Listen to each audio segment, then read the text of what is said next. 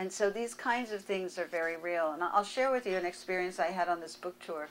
As one of the things I've worked with, throughout, my writing of books and getting out and speaking, I often lament the fact, and it's not based on reality, that I wish I could be affecting more people. That's just a theme I've worked with in myself. And I'm around thousands of people, but I still have it within me. And I had a dream on this book tour that I found my dog. I've been looking for a dog. And I found my dog in the dream, but it wasn't my vision of a dog. It was a brown male dog versus a black female dog. But in any case, it was a dream of, I found the one. I found the dog. It was many layers of this, but I found the dog. So I woke up feeling quite whole and beautiful.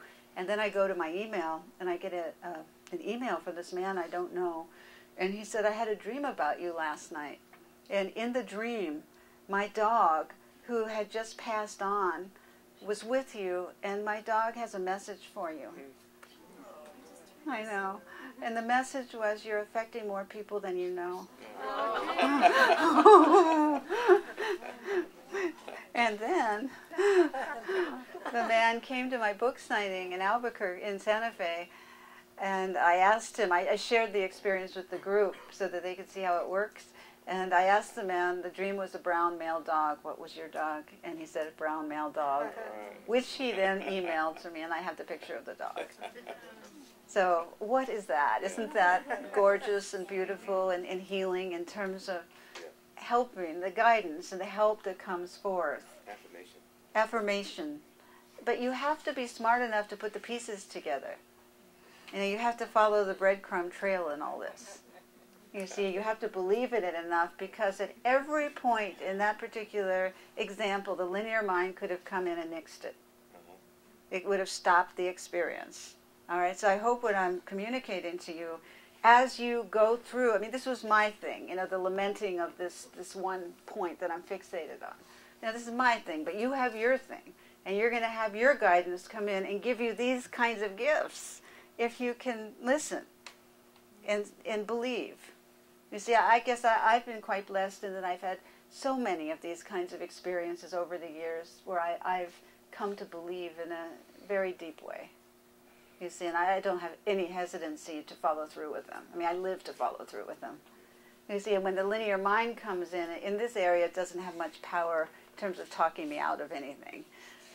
Because, one reason, and this is why emotional types are so important, I'm a true empath. And so when I do something that's off for myself or I don't listen, my body reacts. And I'll get some kind of symptom, or depressed or anxious or tired or exhaustion. My body will tell me what's going on if I'm off, which is a blessing. You see, but when you're working with issues, with emotional issues, when you're working with grief, this experience I just told you about is multifaceted, because this man was grieving over his dog also. You see, so this helped him with his own grief. But you think, could a dog you don't even know, who's on the other side, have a message for you? What does the linear mind say about that? Anybody? It'll drive the linear mind nuts. No, dogs can't have messages for you. Of course they do. Of course they do. Now, don't ever believe that they don't. Every life form has a message for you if it seeks to convey it. So, that is the message of this book, is that when you're go through each chapter, you're going through depression, call on these kind of forces to help you. The impetus of depression is to find light in darkness, is to find hope when there is no hope. How do you do that? In each chapter I go through the biological strategies, because I don't see any division between mind, body, spirit. It's not as if the biology is over here and the spirit is over there. You work with your biology to harness it so that fight or flight response isn't burning out your immune system, and the cortisol and adrenaline isn't surging through you uncontrollably because you don't know how to shift out of it. You see, we need to consciously shift our biology instead of just letting it rule us. And that I go through in each emotion how to do that and get those endorphins flowing, the good feeling painkillers that are natural You want to be able to do that all the time, whether it's through a 3-minute meditation, whether it's through walking, whether it's through breathing, whether it's through talking to yourself, however you can do it, or staying away from emotional vampires, which is another chapter, in the book. All these things, you can fine-tune your biology. And then with each emotion, with grief, what is the spiritual meaning of grief? How can this help me to open my heart? What is the spiritual meaning of depression or anxiety? How can this uncomfortable, horribly uncomfortable emotion help me to open my heart to ask that question? What are the energies of each emotion? How can I get in touch with the subtle energy? What does frustration feel like energetically in my body? And each person is different. What does anger feel like energetically in my body? How can I nip it in the bud as it starts to surge through me? A lot of these things, like anxiety attacks, it's like a pain cycle. You have to break it. You can't let it, once it gathers steam, then it gets a lot of power. But if energetically you can sense it early on, then you can say, it's starting up without panicking. You can work with that energy to bring it down again. And one great technique that I believe in, and I talk about exactly how to do it in the book, is if you're feeling anxious, if you're feeling afraid, just put your hand over your heart and get that unconditional love flowing in your heart chakra, because it's self-soothing if you can do that. If patients come into my office, they have an anxiety attack, I'll put my hand over their heart, teach them how to activate that energy in their body, so that when the energy starts to well up, you can begin to bring it down and counter it with another energy in the body. You see, that's learning how to work energetically with each emotion, which is so important. And exploring it, seeing how it feels, seeing what works for you, but trying it. The heart is the most beautiful thing. It's the most beautiful anti-anxiety feeling you'll ever have. Better than any pill. You put your hand there and you begin to work with it. But you see, this is so empowering.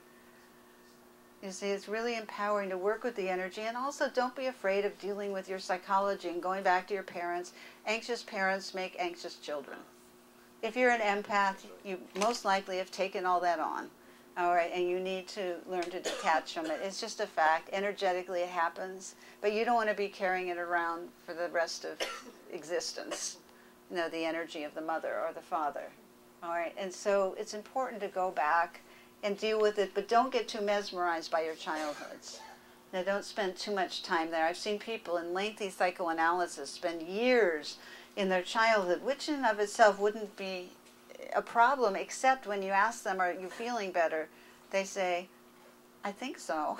That's not the answer you want. After 10 years, you better know if you're feeling better. After a week, you better know if you're feeling better. And change happens if you're in touch with it. If you're in the right healing connection with the right therapist or right healer, there's something going to be going on there. So don't just wait forever. You've got to trust your intuition, the goosebumps, or something. Some energy has to be flowing in you in that relationship. Otherwise, probably nothing is going on. And you can count on that. But this is where you have to trust your intuition. So if you're going through depression, I say look at it as the dark night of the soul and dignify it. Dignify it. If you're going through an anxiety attack, look at it as an opportunity to find inner calm and practice that. In each chapter of the book, I talk about my experiences with each emotion. And so I'm quite self-revealing in this, because I've worked with all of these emotions and continue to do so. And I'm quite honored to be able to have that opportunity, and I'm inspired to work because I want to get freer and freer, and I love the feeling. That's a feeling to go after. And the more I do this work, the more I feel free. And that's something that I really cherish, a lot in myself.